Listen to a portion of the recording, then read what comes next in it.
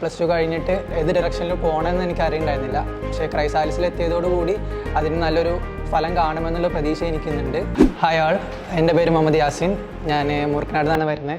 ഞാൻ ക്രൈസാലിസിലെ 2025 NEET repeaters ബാച്ചിലെ സ്റ്റുഡൻ്റാണ്. പ്ലസ് ടു എക്സാം കഴിഞ്ഞ് നിൽക്കുമ്പോൾ നീറ്റ് എക്സാം എഴുതണം, പ്രിപ്പയർ ചെയ്യണമെന്ന് ആഗ്രഹം ഉണ്ടായിരുന്നു. അപ്പോൾ അങ്ങനെ വന്നപ്പോൾ എൻ്റെ റിലേറ്റീവ് ആണ് എനിക്ക് സജസ്റ്റ് ചെയ്തത് ക്രൈസാലിസിനെ പറ്റിയിട്ട്. നീറ്റ് എക്സാമിനെ കുറിച്ച് വലിയ ധാരണ ഒന്നും ഉണ്ടായിരുന്നില്ല. ഇവിടെ വന്നിട്ട് നമുക്ക് ഡെയിലി എക്സാംസും മന്ത്ലി ആൻഡ് വീക്ക്ലി എക്സാംസൊക്കെ നമുക്ക് വളരെ ഉപകാരം ചെയ്തു.